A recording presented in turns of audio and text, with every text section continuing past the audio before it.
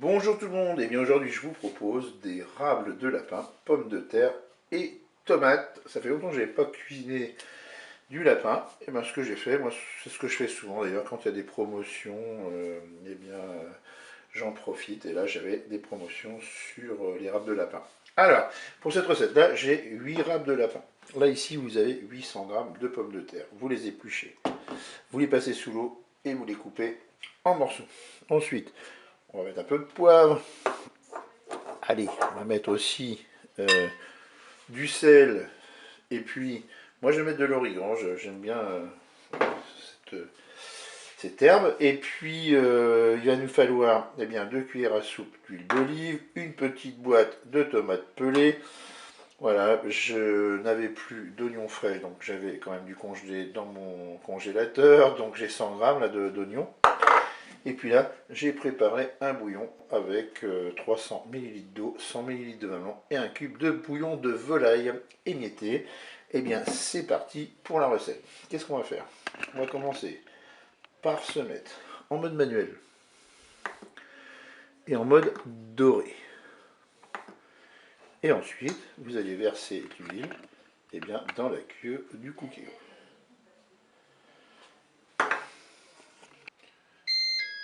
Le préchauffage est terminé, je vais mettre mes rables de lapin dans la cuve.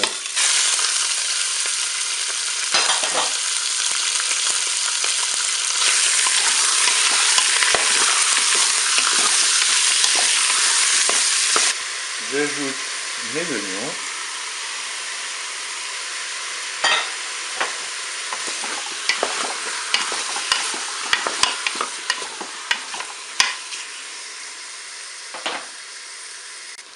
Allez, je vais saler. Je vais mettre un peu de poivre. Je vais mettre un peu d'origan.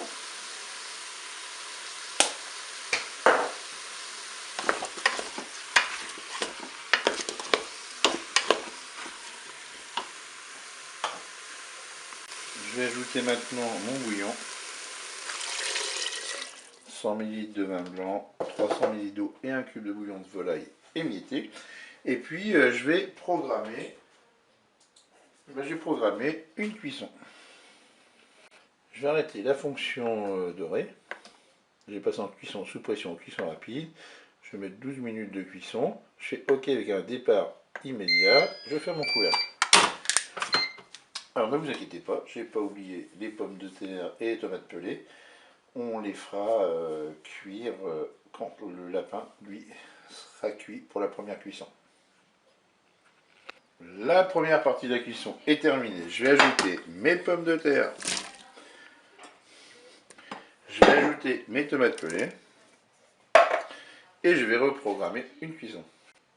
Eh bien là, le Cookio me propose de prolonger la cuisson, pardon. Eh bien je vais prolonger la cuisson. Et puis voilà, prolonger de... On va mettre 7 minutes. J'appuie sur OK. Et je referme le cours. Allez, la cuisson est terminée. Il ne me reste plus qu'à déguster cela chaud. Je vous dis au revoir et à bientôt pour d'autres recettes.